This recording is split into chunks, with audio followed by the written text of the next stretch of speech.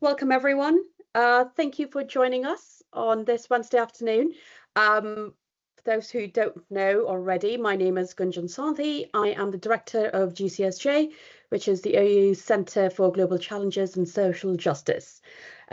This is our first in a series of book launches, and I'm delighted that we're starting off with this particular book today.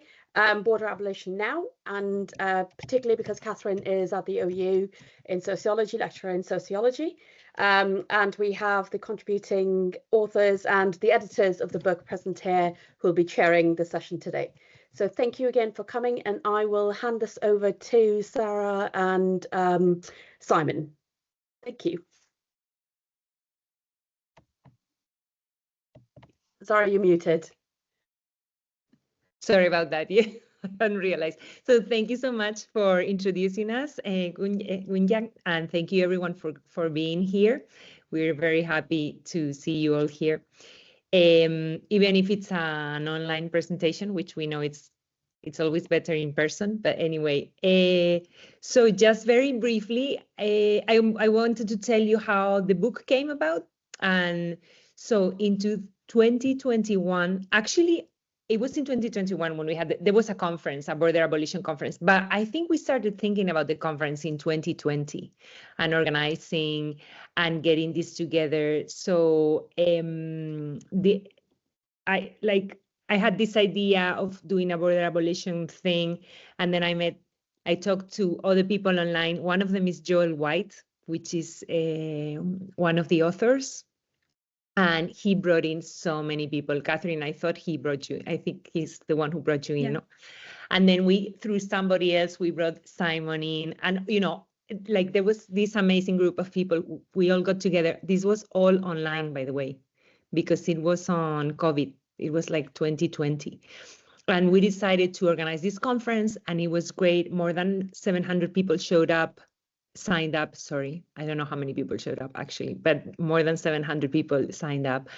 It was fantastic. So after that, we decided, let's do something with this. Let's do an edited volume. So what happened was we send it to so this is one thing I always do. I always show our unsuccessful stories because I'm very much for visibilizing failure. We sent it to a journal and they rejected it. Then we sent it to another journal and they rejected it too, our special issue, when we were going to talk about like all these articles and all these very academic things we had. And then finally, actually, it was Brian, talking to Brian, he said, why don't we try to make it into a book? And yeah, and that's what we did. We brought in all the people that had been in the conference. Well, not all of them. Some people had been, some people hadn't. Like Vignesh wasn't, I don't think you were at the conference, so you came in later. Yeah, but anyway, it was this very big project with all these people in it. And I think it was a fantastic thing. It's fantastic to have an idea in your head and to make it happen, especially around this topic, border abolition, like academics and activists, both like sides of the coin. I don't know how to say it, getting together and doing something the same thing from different angles. So yeah, so that's how the book came about. And now we're lucky to have some of the authors, and Catherine is also the editor, and Simon is also the editor, and Brian, I don't know if he's in or not. So yeah, thank you. And I think David Cisneros is here, so maybe, yeah, I didn't know he was going to come. So maybe he could say something too, if you want to jump in.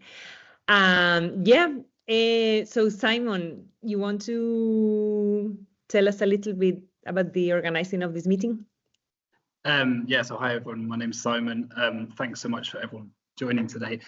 We have a bunch of different writers and co-organisers of the book here today, and we're going to give space for everyone to speak for about 5 to 7 minutes or so about what they've added to the book, or how their work on abolition, both in terms of organising and writing, kind of contributed to this volume.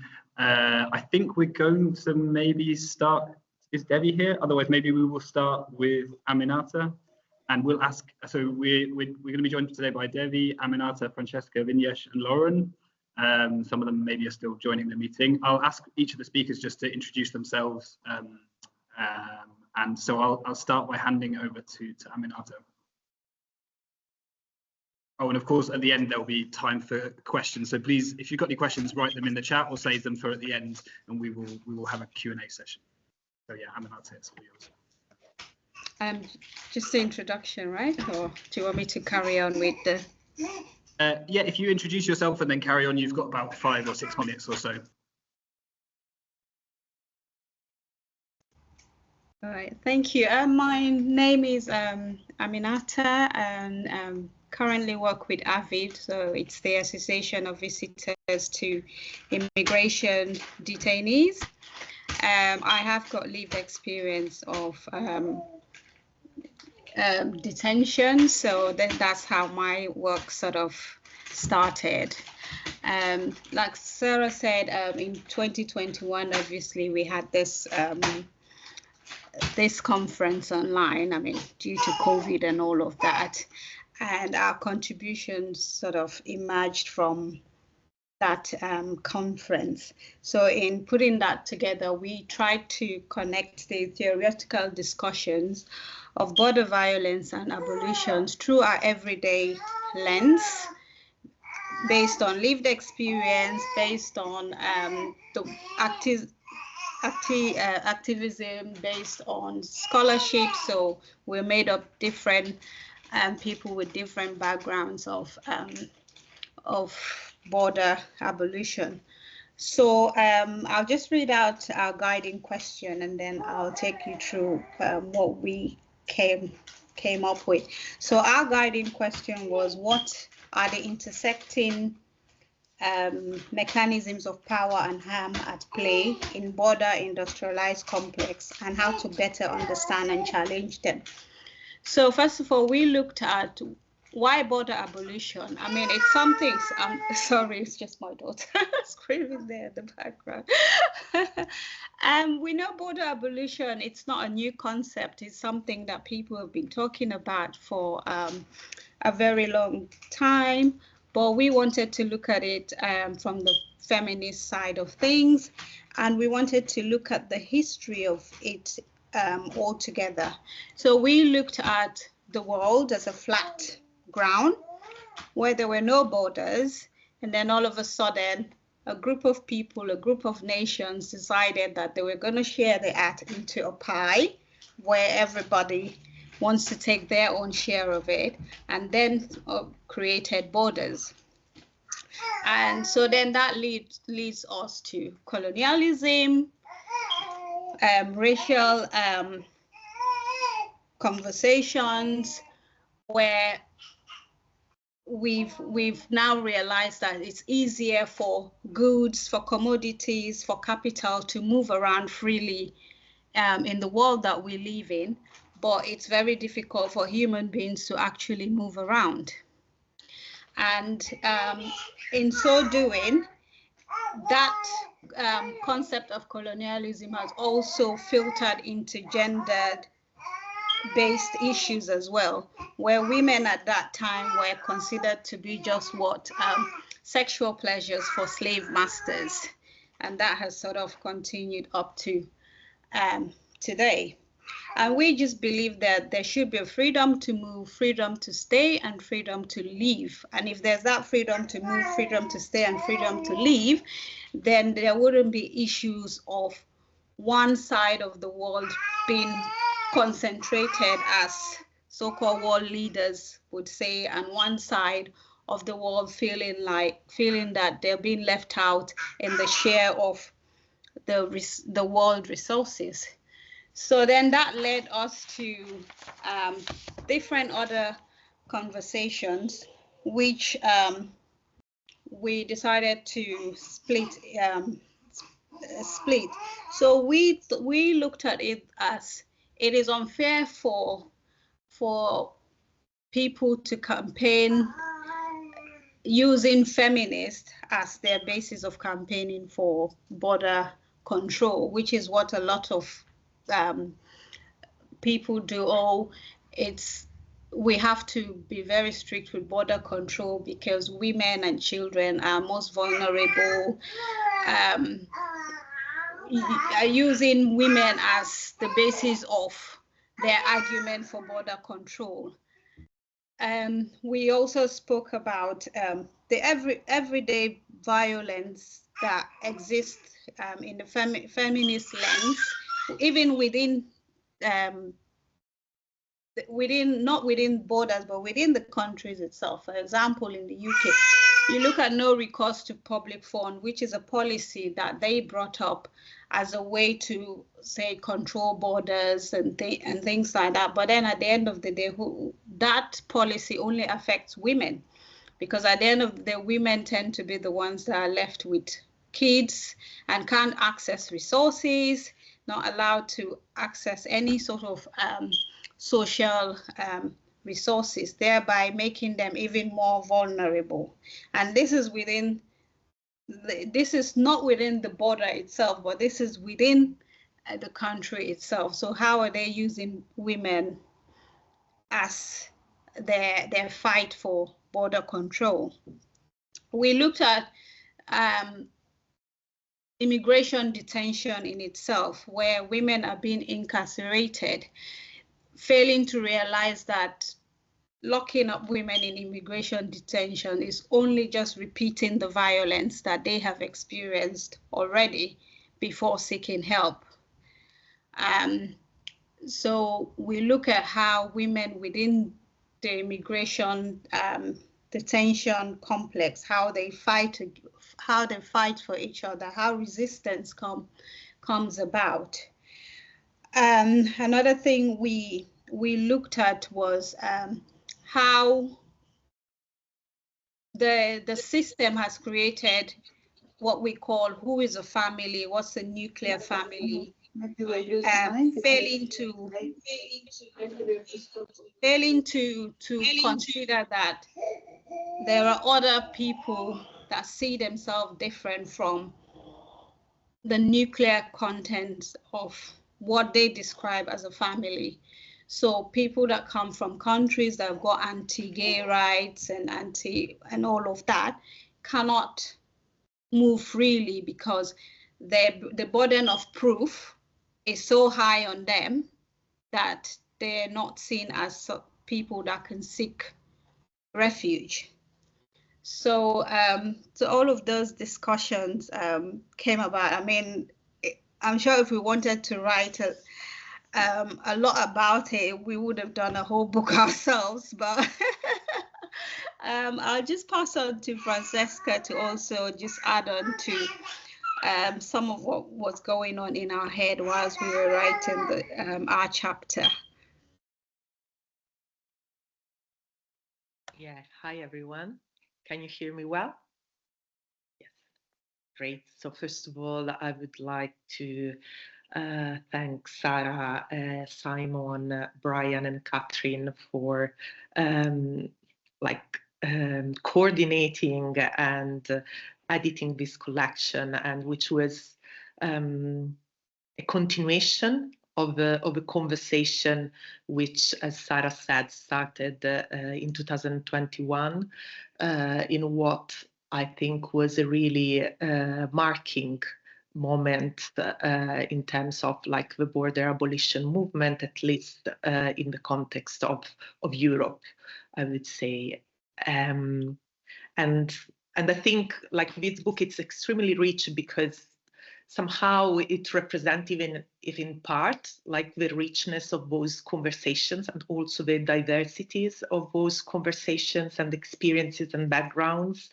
And I think it's really a tool to build on and to use to continue this conversation in other contexts and in other moments. And so is somehow this contribution that we wrote together, Aminata, I, myself, Lea, Vanya, Eli, and Sarah, which actually started from a conversation. So we continued the conversation that we had in the conference, also with Mirto and Anna from the Feminist Autonomous Research Center. And we then, we had these follow-up conversations on which this chapter is based. And I think overall, like Aminata really covered all, all the topics and issues that we address in this chapter. And I think what we really had in mind was to somehow emphasize and make clear how feminism is really integral to border abolition as a political project. And obviously we were very much inspired also by the book by Angela Davis, Gina Dent, Erika Meiners and Betty Ritchie, Abolition Feminism Now, and in which we really, I think, make evident how abolition is based, and the genealogy of abolition is based on feminist organizing. And we need to state and make this very visible, say this out and clear, and always acknowledge these feminist lineages. And I think, I think Aminata touched on like the main points we cover. Maybe just to say, as again, to repeat what she said, but why border abolitionism is a feminist project. First, because borders and their violence are inherently gendered, as Aminata said very clearly. Also because they produce and reproduce binary understanding of gender and these heteronormative notions and norms and standards of life that obviously are very damaging for women, for gender non-conforming, queer people, because they don't acknowledge and value their experiences and way of life. And also because beyond, obviously, border regimes are very functional to, they uphold an exploitative regime. So they serve to allow the exploitation of cheap labor force, but they're not just about labor exploitation, because they also allow the control of the reproduction of life. So through border regimes, we create coercive regime of life reproduction, which undermine the reproduction of life of certain groups of population, which are obviously marked by race, gender, class, and sexuality, amongst other power structures. So I think that's the main key message from our chapter, and also that somehow this border abolition feminism in action is already present. It's already being practiced in a lot of places, in a lot of communities, in a lot of space of informal grassroots organizing, often not calling it with the category of border abolition or border abolition feminism, but actually being in practice this political project that somehow that we support, that we envision, that we imagine together in this chapter. And so I think it's starting from there and amplifying these small, sometimes messy experiences that that we believe the revolutionary potential of our movement lies. So I think that's the key message, and I'll hand over to Sarah and Simon and the rest. Thank you. Thanks very much, Francesca and Aminata. And I would really encourage people to go and look at the chapter Unfolding and Flourishing, because I think, as you mentioned, the conference as a continuation of conversations beforehand and continued in your group of activists and writers, which comes out in that chapter, I think is a really beautiful and powerful kind of bringing together these different issues on the gender nature of border violence and the different types of organising and care that are going into fighting those abolitionist struggles. I would hand over now to Devi from Commodore, if you're up for speaking next. Just to clarify for people who just joined the room, each of the speakers are getting about 5 to 7 minutes to speak a bit about their chapter and how they're envisaging abolition, and at the end we will have time for questions. So if you've got a question specific to one of the speakers, write it in the chat with their name, or just a general question, you can add it in the chat and we will gather all those at the end and have time for some Q&A. So I'll hand over to Devi next. Thank you, Simon. I want to thank the editors of the Border Abolition Now volume and the audience for being here today and listening to us talk about border abolition. In my particular chapter, we're discussing the work of a collective that I co-founded along with Central American migrants from the November 2018 caravan that arrived at the US-Mexico border. It is the only caravan to date to have made it all the way from Central America, departing from San Pedro Sula and other points in Honduras, all the way to the US-Mexico border in Tijuana in particular. It is also one of the only caravans, to have a LGBTQ contingency marching with them or walking with them throughout the journey. In the context of this conversation, I will be discussing how our project of Contra Viento y Marea, El Comedor Comunitario, which is a community kitchen, primarily, but also does other work, how our border abolition work is informed by our mutual aid praxis. We're a mutual aid collective, which means that we operate excuse me, under a particular type of stratagem that is unique to groups that want to formally work outside of the nonprofit sector, that want to organize excuse me, horizontally, and want to keep the hands of the project in control of the people who receive services and are also involved as volunteers or participants. It's a very different way of organizing, but it's much more flexible, it's much more impactful for the realities that we witness on the ground. To give you a little bit of layout of the way that Tijuana is, we see the Mexican state operating as a narco state. What that means effectively is that the state has been allowed to be bought out by organized crime. Organized crime controls the state. And it's not just one cartel. It's the police might be under the control of one cartel, and some of the army might be under the control of another cartel. And so the state is not fighting against organized crime, it is fighting within itself, against itself, choosing sides based on who is providing the most funds, who has the most access and resources. So with this in mind, we see impunity for all crimes across the board. We're seeing exponential amounts of violence, things like mass graves, mutilations, beheadings. We see black sites where migrants are tortured, but other people as well, other people in the community. And so to do mutual aid work, to do humanitarian aid in this context is very dangerous. We have to have sustained networks of support and solidarity to keep ourselves safe, to keep ourselves rooted in the praxis that we want. And I think we're not alone in this work. We see that there are other places in the world that experience similar dynamics of impunity and crime and the complicity of the state in all of it. Giving you this layout also to bring back the question of what it is that migrants are facing on the ground. And it's not just migrants that face this kind of violence, the extortions, the forced disappearances, all of the other crimes that go along with this, but the general population too. Human rights defenders, journalists are also under attack. We see that Mexico is one of the most dangerous countries for journalists, and so on, and so on.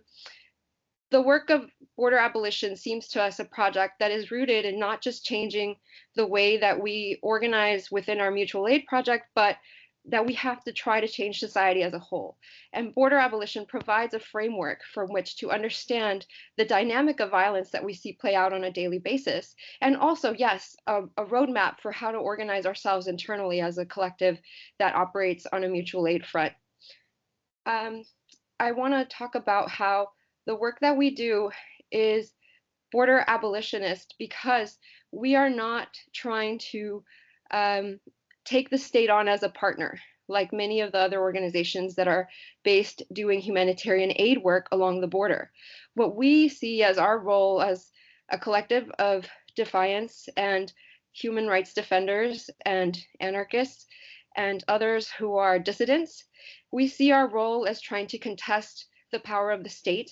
We see abolition as a project that is rooted in trying to remove the power from the state in order to create another society in which we can all have the resources we need. And so how does abolition fit into this?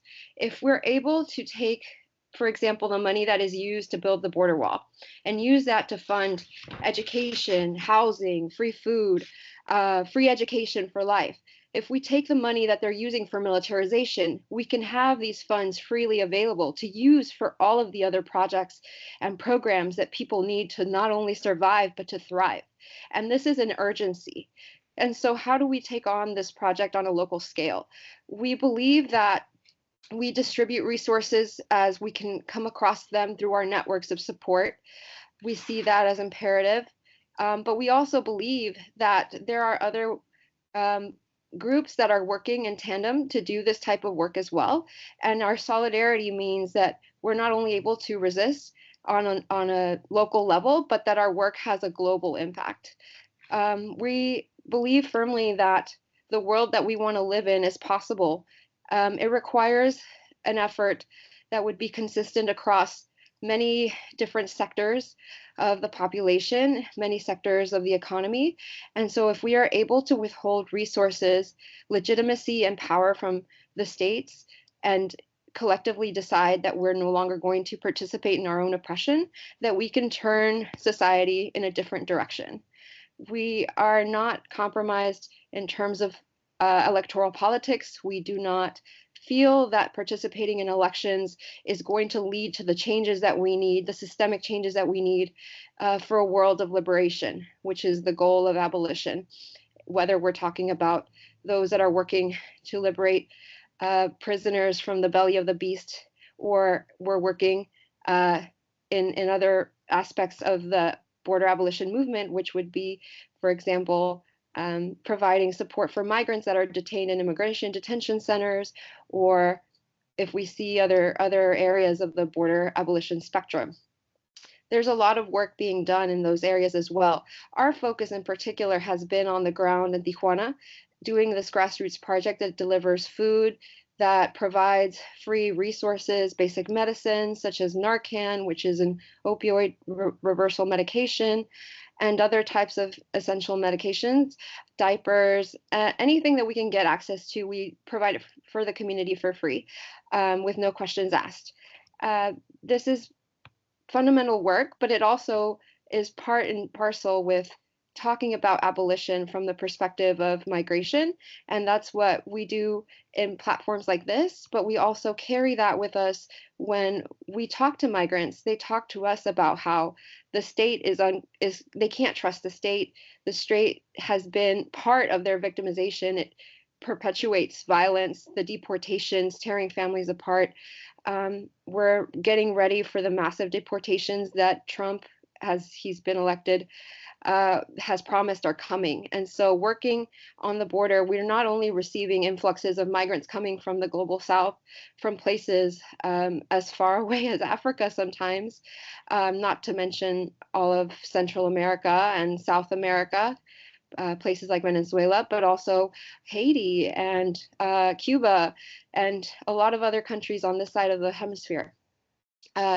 We are talking to migrants across all of these different countries that come here and helping them, but we are also helping the folks that are coming deported from the US and seeing that they share this abolitionist vision.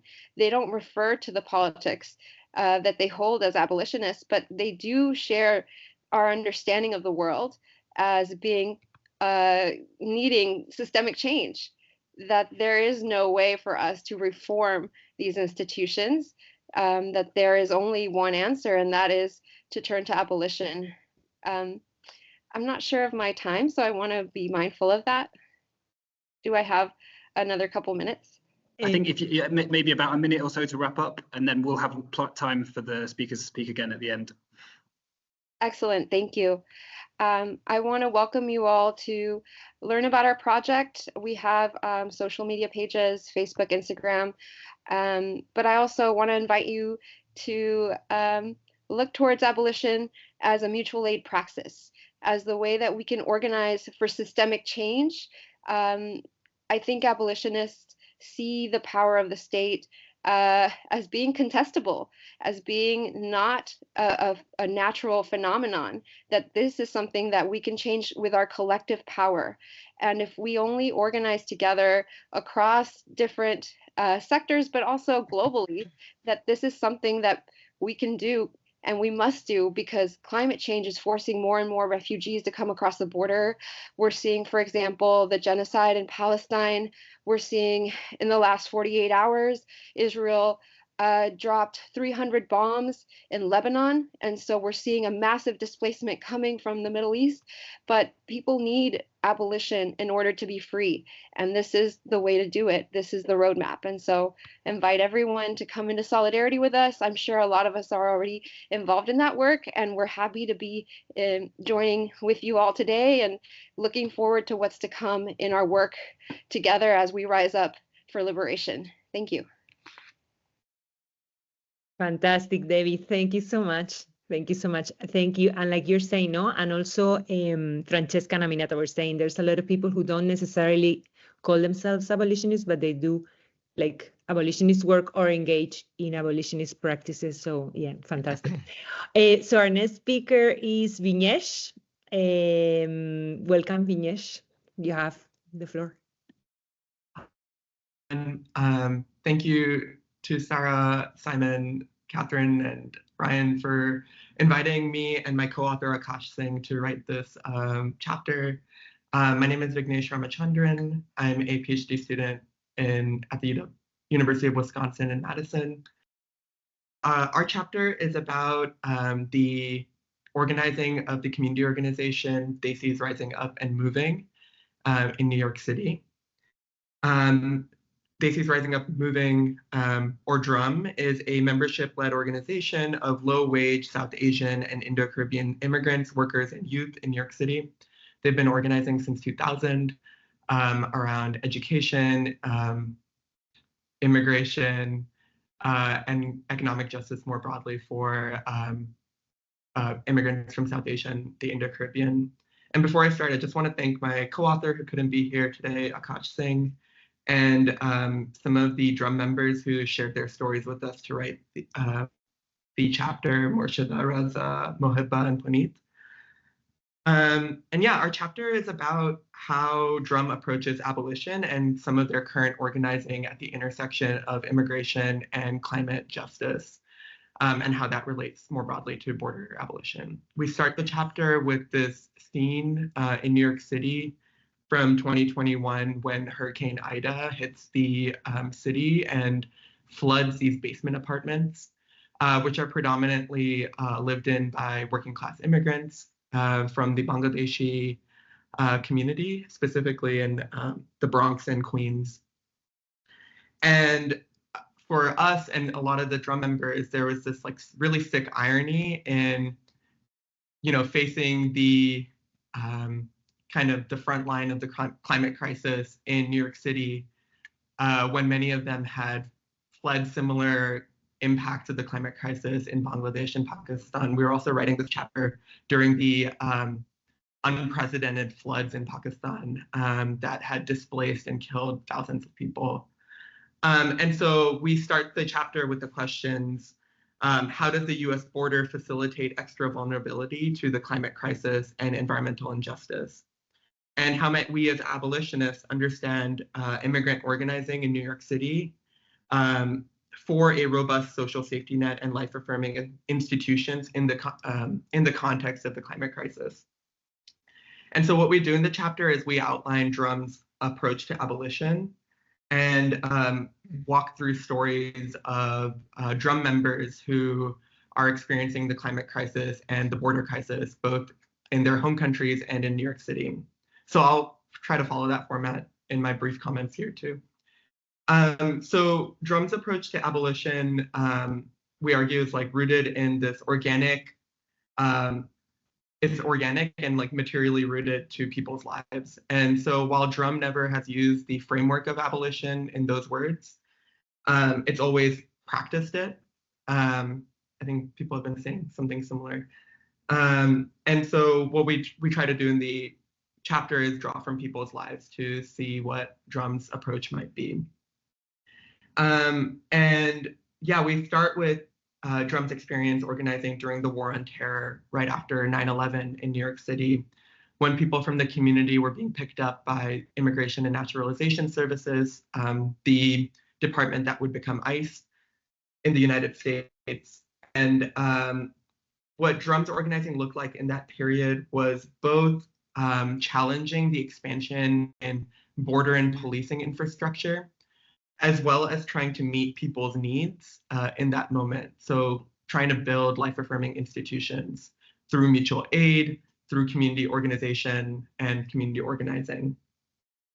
And what we saw in that period was the expansion in policing and border infrastructure was directly tied to the defunding of these life-affirming institutions and social safety nets in working class communities.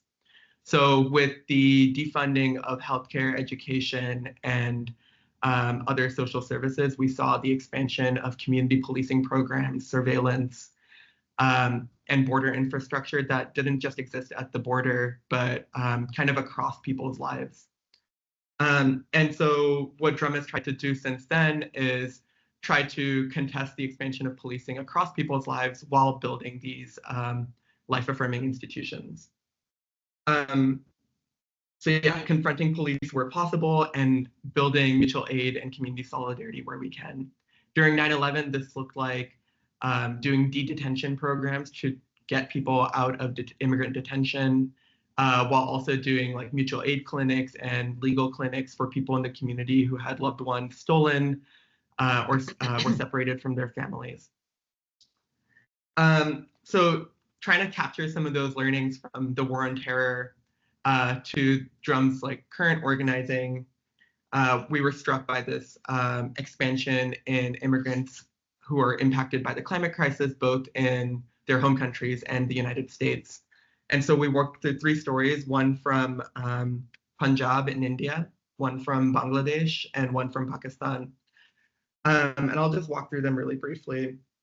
Puneet shares her experience as a Punjabi immigrant, someone who faced austerity regimes in India, as well as austerity regimes here in the United States. And so what we see is the expansion of like neoliberal governance and defunding of social safety nets doesn't only happen in the United States, but happens expansively across the global South. And a lot of those defunding of the social safety net also impacted how farmers responded to droughts and other agricultural crises caused by climate change.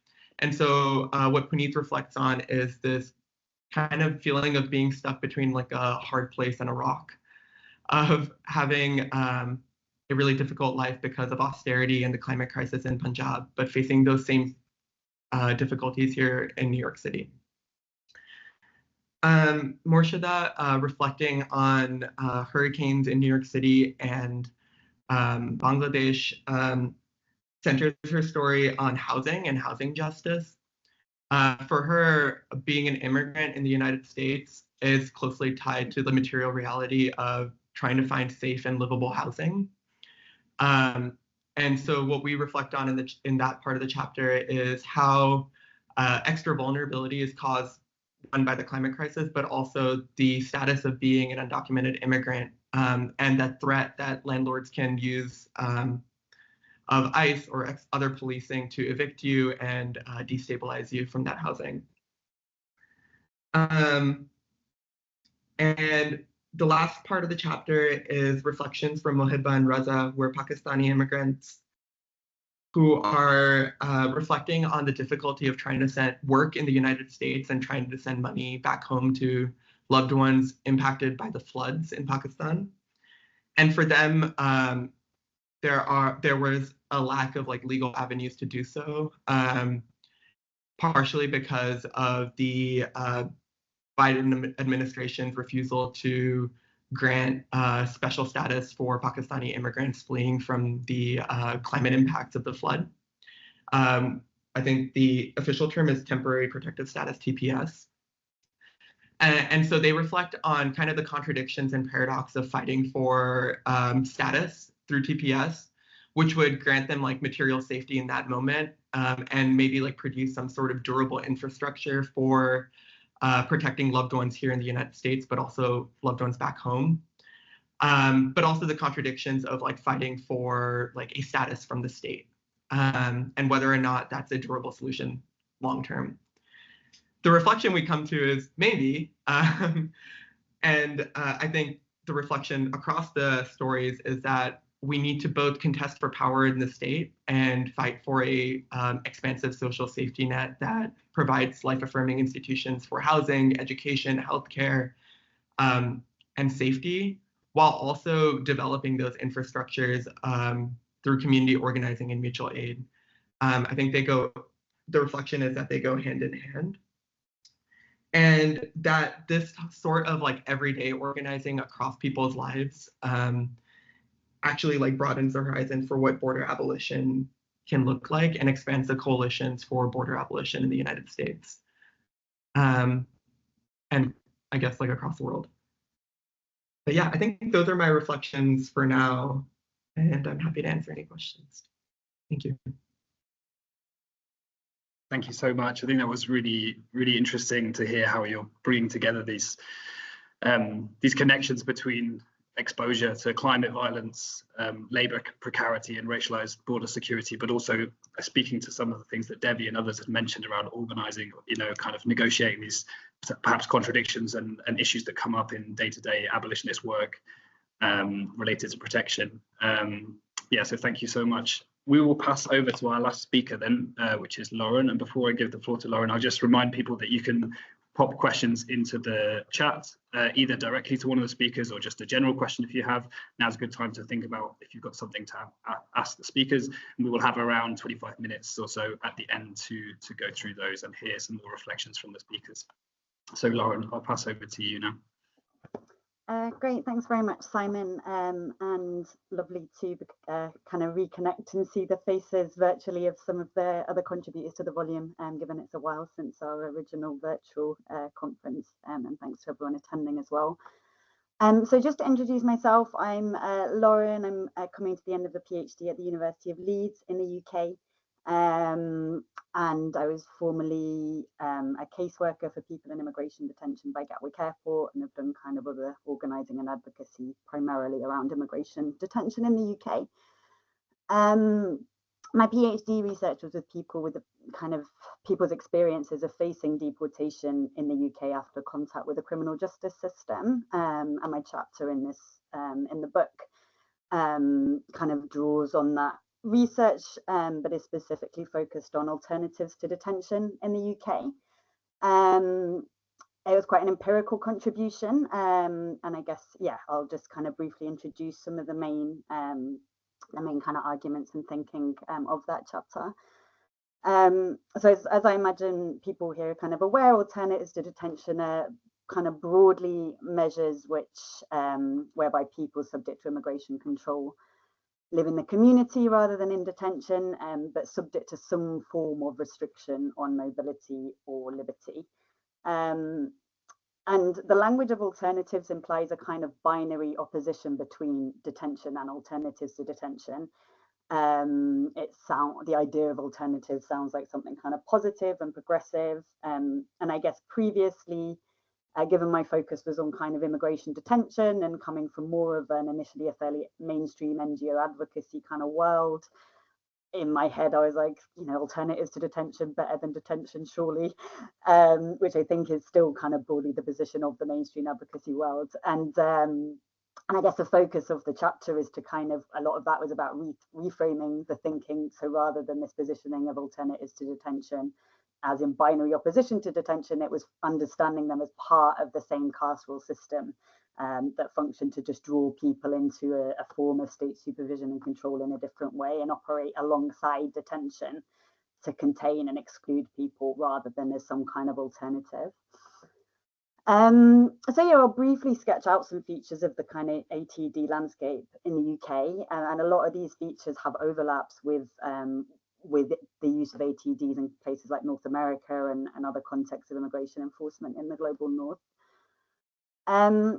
So the main alternatives to detention in the UK at the moment is primarily reporting, which is, again, these are often mostly modelled directly on community sanctions in the criminal justice system. So reporting to the Home Office, which is basically going to sign on kind of weekly or fortnightly or monthly at a Home Office reporting centre. It's kind of modelled on probation reporting in the criminal justice system. And then electronic monitoring, which in the UK, at the point that is quite a kind of rapidly evolving area in the UK in terms of digital technologies. And so at the point that I did my fieldwork in 2022, everyone I'd interviewed had a kind of GPS ankle tag. So enabled to monitor people's location 24 hours a day, and again, directly modeled upon ankle tagging in the criminal justice system. Since I've done my fieldwork, there has been kind of new technologies brought into that domain. So things like the use of smartphones and kind of increased use of biometrics in electronic monitoring as well. But I guess one of the main findings is that these technologies and these kind of forms of community-based supervision are essentially extending the carceral into people's everyday lives. So rather than being kind of physically contained at a detention centre, your everyday life is organised around your ATD requirements. So one of my participants, Miguel, described it as, this is still a prison. Okay, I'm allowed out whatever I want. But this tag, they know exactly what I do every single 24 hours. So people, especially with GPS tagging, this kind of panoptic surveillance, this awareness of being constantly watched, which really generates the constant fear of deportation and potential detention, because detention can be a consequence of a breach. So if you don't keep your tag charge, if you don't go to your reporting appointments, that can trigger redetention, can also be a sanction for that. Criminal prosecution can also be a sanction of the breach of ATD conditions in the UK, that hadn't happened to any of my participants. And what we've seen is that because ATDs are cheaper than detention and they have fewer restrictions on their use, far more people can be subject to these measures in the community than can ever be detained. So they're kind of appealing from a point of view of neoliberal kind of managerialist focus on efficiency. So for example, reporting to the Home Office, it's estimated between kind of 70 and 90,000 people a year in the UK are under some kind of reporting requirements, and that's compared to around 25,000-30,000 people a year who are detained. So it's bigger numbers who are subject to this control in the community.